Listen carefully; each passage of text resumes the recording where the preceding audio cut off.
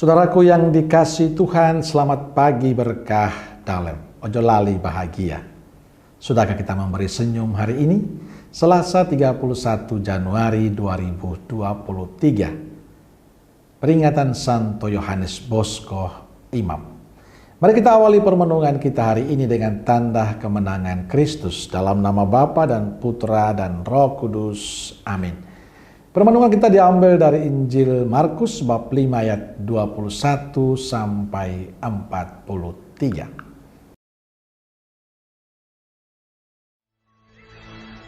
Sesudah Yesus menyeberang lagi dengan perahu, orang banyak berbondong-bondong datang lalu mengerumuni dia. Sedang ia berada di tepi danau, datanglah seorang kepala rumah ibadat yang bernama Yairus. Ketika ia melihat Yesus, tersungkurlah ia di depan kakinya dan memohon dengan sangat kepadanya. Anakku perempuan sedang sakit, hampir mati. Datanglah kiranya dan letakkanlah tanganmu atasnya, supaya ia selamat dan tetap hidup. Lalu pergilah Yesus dengan orang itu. Orang banyak berbondong-bondong mengikuti dia dan berdesak-desakan di dekatnya. Adalah di situ seorang perempuan yang sudah 12 tahun lamanya menderita pendarahan. Ia telah berulang-ulang diobati oleh berbagai tabib, sehingga telah dihabiskannya semua yang ada padanya. Namun sama sekali tidak ada faedahnya. Malah sebaliknya, keadaannya makin memburuk.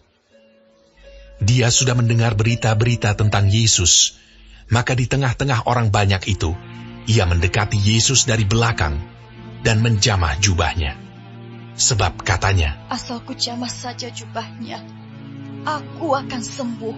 Seketika itu juga, berhentilah pendarahannya, dan ia merasa bahwa badannya sudah sembuh dari penyakitnya. Pada ketika itu juga, Yesus mengetahui bahwa ada tenaga yang keluar dari dirinya. Lalu ia berpaling di tengah orang banyak dan bertanya, siapa yang menjamah jubahku? Murid-muridnya menjawab, engkau melihat bagaimana orang-orang ini berdesak-desakan dekatmu, dan engkau bertanya siapa yang menjamah aku. Lalu ia memandang sekelilingnya untuk melihat siapa yang telah melakukan hal itu.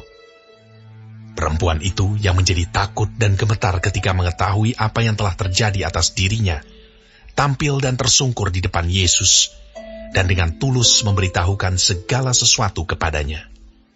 Maka katanya kepada perempuan itu, hai anakku, imanmu telah menyelamatkan engkau.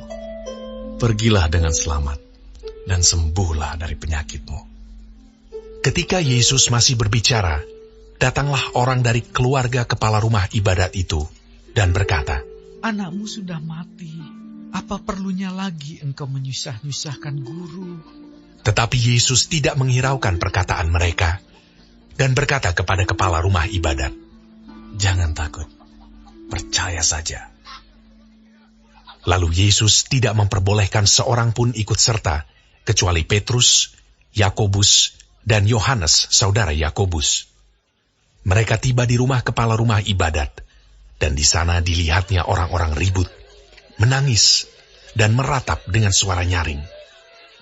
Sesudah ia masuk, ia berkata kepada orang-orang itu, mengapa kamu ribut dan menangis? Anak ini tidak mati, tetapi tidur.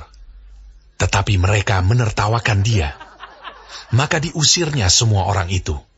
Lalu dibawanya ayah dan ibu anak itu, dan mereka yang bersama-sama dengan dia, masuk ke kamar anak itu. Lalu dipegangnya tangan anak itu. Katanya, Talita kum, yang berarti, hai anak, aku berkata kepadamu, bangunlah.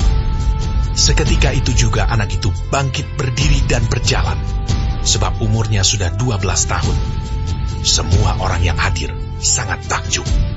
Dengan sangat ia berpesan kepada mereka, supaya jangan seorang pun mengetahui hal itu. Lalu ia menyuruh mereka memberi anak itu makan. Saudaraku yang dikasih Tuhan, bacaan Injil hari ini bercerita tentang mujizat penyembuhan yang dibuat Yesus. Ini menegaskan tentang belas kasih Allah, Allah yang maha kasih, yang mau menyembuhkan, Allah yang peduli, yang memberikan perhatian kepada semua orang. Diceritakan pada saat Yairus memohon penyembuhan anak perempuannya yang sakit, Yesus menyanggupi. Walaupun banyak yang menghalangi, tetapi Yesus tetap datang dan menyembuhkan anak perempuan Yairus. Sikap iman Yairus ini juga ditunjukkan oleh perempuan yang 12 tahun sakit pendarahan. Ia percaya pada Yesus, maka ia mengatakan, asal ku jamah saja jubahnya, aku akan sembuh. Kunci dari dua pengalaman Injil adalah sikap iman mereka, kepercayaan mereka pada Yesus. Dan buahnya adalah kesembuhan, sukacita, kebahagiaan. Saudaraku yang dikasihi Tuhan, kita mungkin belum beriman penuh seperti Yairus dan perempuan yang sudah 12 tahun pendarahan. Kita kadang masih ragu. Kita kurang percaya, kita kurang pasrah dalam setiap doa-doa kita. Terkadang kita bertanya, betulkah Tuhan mengabulkan setiap doa kita? Belajar dari kisah hari Injil hari ini, saya mengajak kita semua untuk berdoa lebih tekun, untuk lebih setia, lebih pasrah. Kita perlu membangun kembali sikap pasrah dan pada rancangan dan rencana Tuhan. Agar kita memiliki iman seperti Yairus dan juga perempuan yang 12 tahun pendarahan. Mereka sungguh percaya pada Yesus. Mereka tidak berpikir apakah Yesus mengabulkan atau tidak. Bagi mereka yang penting memohon dengan tulus dan percaya, asalkan aku jamah jubah. Buahnya adalah kesembuhan, sukacita. Dan saya berharap semoga iman kita pun demikian. Mari kita lebih tekun dan setia dalam doa-doa kita, percaya bahwa Tuhan punya rencana untuk setiap kehidupan kita. Pengalaman Injil hari ini menyadarkan kita untuk semakin setia, semakin percaya. Karena dengan percaya itulah kita akan mendapatkan rahmat keselamatan dari Tuhan. Amin. Semoga Allah yang penuh kasih memberkati saudaraku sekalian, Bapa, Putra, dan Roh Kudus. Amin. Keluarga Kudus Nazaret, doakanlah kami. Amin. Berkah dalam.